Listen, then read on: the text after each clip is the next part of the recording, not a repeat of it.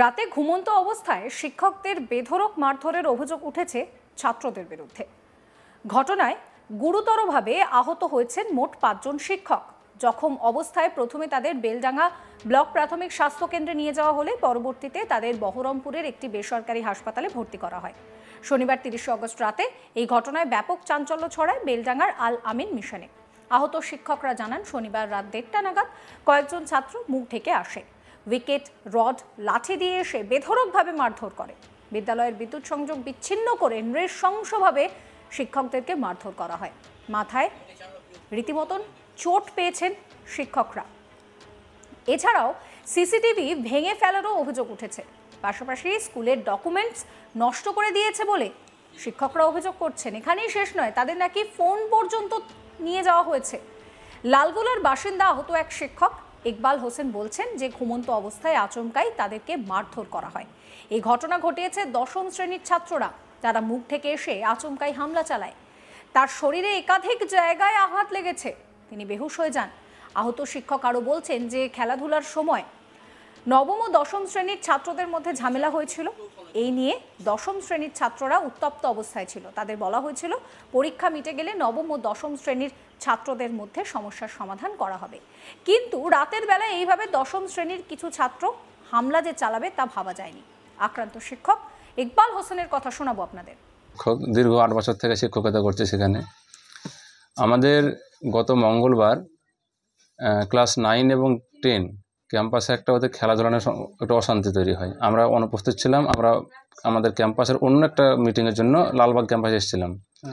এবার আমরা শোনার পরে যে সমস্ত স্যারেরা উপস্থিত ছিল তারা সেখানে গিয়ে ঝামেলাটা আপাততভাবে মীমাংসা করেন এবং গত শুক্রবার অর্থাৎ ২৯ তারিখ আমরা ওই ঝামেলার ভিত্তিতে বিকেলবেলায় 4:30টার সময় আমরা ক্লাস 10-এর ছেলেদেরকে নিয়ে বসেছিলাম। আমাদের সুপারিনটেন্ডেন্ট সহ বাকি স্যারেরা বসেছিলেন এবং তাদেরকে বলা হলো যে ওদের আগামীকাল অর্থাৎ সোমবার ১ সেপ্টেম্বর থেকে ওদের পরীক্ষা শুরু, দ্বিতীয় পার্বিক পরীক্ষা, সেকেন্ড টার্মের পরীক্ষা।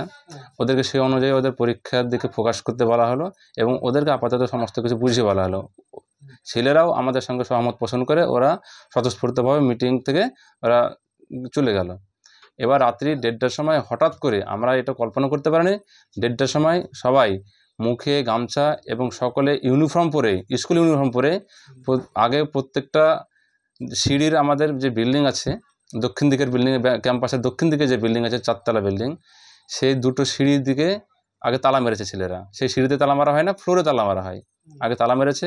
তারপরে স্যারেরা রাত্রি 10:30, 11টা এরকম টাইমে স্যারেরা ঘুমিয়ে যাওয়ার পরে ওরা বাইরে থেকে ছিটকানি মেরে দেয়। প্রত্যেকটা ঘরে ছিটকানি মারে। এবার কি, ছিটকানি মারার পরে ওরা প্ল্যানিং করেছে, ছিটকানি মারার পরে একটা করে ঘর খুলেছে, আবার ঘরে মেরেছে। রাত্রি 1:30 থেকে মারামারি শুরু করেছে, মারতে শুরু করেছে। 1:30 থেকে মারামারি শুরু করেছে। একটা ঘরে ছিটকানি খুলে মেরেছে, আবার বাইরে থেকে ছিটকানি তুলে দিয়েছে, মানে সে স্যার যাতে বের হতে না পারে, আবার যে স্যারেরা আক্রান্ত হয়নি তারাও যাতে বের হতে না পারে। আবার দ্বিতীয় ঘর গেছে, সেখানেও ছিটকানি খুলেছে, ঢুকেছে, মেরেছে, আবার চলে এসছে। সেখানে উইকেট, ব্যাট, লোহার রড এবং এক ধরনের আংটি পাওয়া যায় যেটাতে ওই সুচালো লোহা বসানো থাকে, সেই আংটি দিয়ে যে আমার এটা পুরোটা খাম করে দিয়েছে। হ্যাঁ, চোখে মেরেছে। এই যে আমার এখানে পুরোটা যে কালশিটে পড়ে আছে, পুরো শরীরে, এই যে পেছনে আছে, এই যে বুকের এই যে এই জায়গাটা, পুরো পায়ে, পুরো শরীরে কোনো অংশ বাকি নেই। ব্যাপক মারধর করা হয়েছে। শিক্ষককে 5 জন শিক্ষককে মারধর করা হয়েছে ব্যাপকভাবে। এরা কি সবাই মানে কোন শ্রেণীর ছাত্র? এরা 10ম শ্রেণীর ছাত্র, ক্লাস 10 এর ছাত্র সবাই। আচ্ছা, যখন মারধর করে আপনি ঘুমন্ত অবস্থায় ছিলেন? ঘুমন্ত অবস্থায়, রাত্রি 1:30টার সময়তে। আমরা জেনারেলি 11টার মধ্যে ঘুমিয়ে পড়ি। সেই দিনকেও অন্য দিনের মতো আমরা 10:40-45 নাগাদ ঘুমিয়ে গেছি। রাত্রি 1:30টার সময় হঠাৎ করে সবাই ঢুকে আসছে। তখন আমি জেগে উঠি, এত জন্য কি। এবার এসে আমি কিছু ওঠার আগে আমার প্রথম মার শুরু হয়েছে। আচ্ছা, আপনি কি বেহুশ হয়ে গেছিলেন? হ্যাঁ, আমার যখন হাতে পায়ে মারলো তখন আমি জ্ঞান ছিল। যখন আমার এই জায়গাতে মারলো, মানে আপার পার্টে, মুখের যে অংশ যখন আমাকে মেরে দিল, তখন আমি অজ্ঞান হয়ে গেছিলাম। কিছুক্ষণ পরে একটা ছেলে, আমার ঘরে একটা ছেলে ছিল, সেই ছেলে আমাকে টেনে তুলেছে। একজন ছেলে ছিল, সেই ছেলেটা ঘুমিয়েছিল, ও বুঝতে পারে একজন ছেলে, সে ছেলেটা আমাকে তুলেছিল, উদ্ধার করেছে। আপনারা যারা আক্রান্ত হলেন তাদেরকে হসপিটাল নিয়ে যাওয়া হয়েছিল? হ্যাঁ, এবার কি এটা যখন প্রায় 40 থেকে 45 মিনিট এরকম হলো, আমাদের সুপারিনটেন্ডেন্ট স্যার ও ঘরে বন্দি ছিল, ও বাইরে ফোন করে বাইরের লোক থানা থেকে বা আমাদের একজন অ্যাকাউন্ট্যান্ট আছে থানা থেকে পুলিশ ডেকে আনে।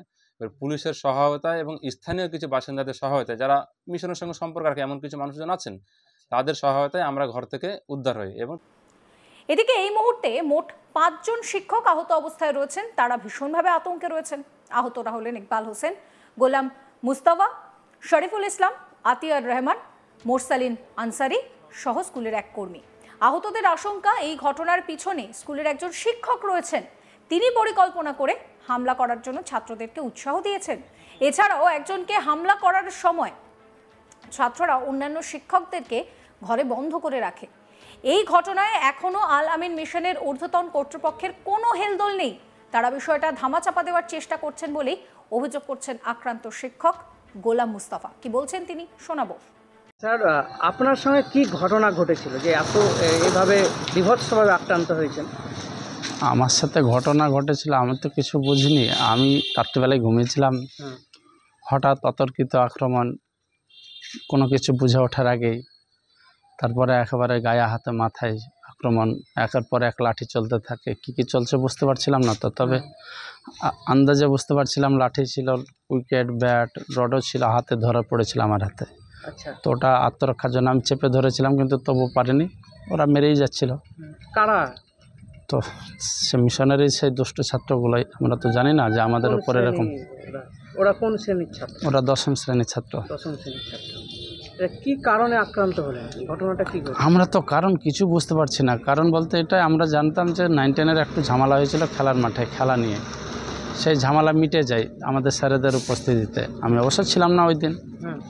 তারপরে আবার সুপার স্যারের উপস্থিতিতে ওদের বসে আলোচনা হয়, ওরা সব কিছু ঠিকঠাক আছে এটাও বলল। তারপরেও কানে আসছিল যে 10ম শ্রেণীর ছেলেরা 9ম শ্রেণীর ছাত্রদেরকে একটু মারবে নাকি কিছু কারণে। আচ্ছা, এটাই আমরা কানে আসছিল। ওদের নিয়ে আমরা একটু বসেছিলাম। তারপর ওদের রাত্রিবেলাতে দেখলাম, একটু ঘোরাঘুরি করলাম, কোনো কিছু ছিল না তার আগের রাত্রে।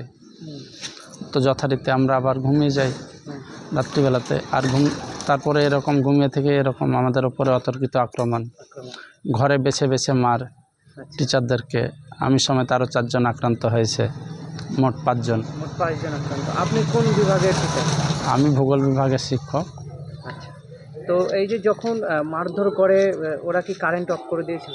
পুরো কারেন্ট অফ ছিল। ওরা ফেস পুরোটাই বদল করে নিয়েছিল, মুখে সব কী সব বুঝতে পারছিলাম না, তবে আন্দাজ করতে পারছি মুখ ঢাকা ছিল, হয়তো রুমাল বা গামছা জাতীয় কিছু বাঁধা ছিল, মুখে মাস্কও ছিল, এরকম মনে হচ্ছিল অন্ধকারে। আচ্ছা, ওরা কি সিসিটিভি ভেঙে দিয়েছে? হ্যাঁ, সিসিটিভি ভেঙে দিয়েছিল। আর এমনি অফিসের ফাইল টাইলও কি? অফিসের ফাইল টাইল বের করেছে, অফিস ভেঙে পুড়িয়ে দিয়েছে, আমাদেরও বেশ কিছু সামগ্রী পুড়িয়েছে, এরকমও দেখলাম। অন্যদিকে আল আমিন মিশন কর্তৃপক্ষের একজন জাকির হোসেন মণ্ডল তিনি বলছেন যে ঘটনাটি ঊর্ধ্বতন কর্তৃপক্ষকে জানানো হয়েছে, তদন্ত করে দোষীদের বিরুদ্ধে ব্যবস্থা নেওয়া হবে। সমস্ত খবরের আপডেটের জন্য আপনাদের নজর থাকুক আজ তাক বাংলায়। চ্যানেলটিকে সাবস্ক্রাইব করবেন, নোটিফিকেশন পেতে বেল আইকনে ক্লিক করবেন, ফলো করতে ভুলবেন না আজ তাক বাংলার হোয়াটসঅ্যাপ চ্যানেলও।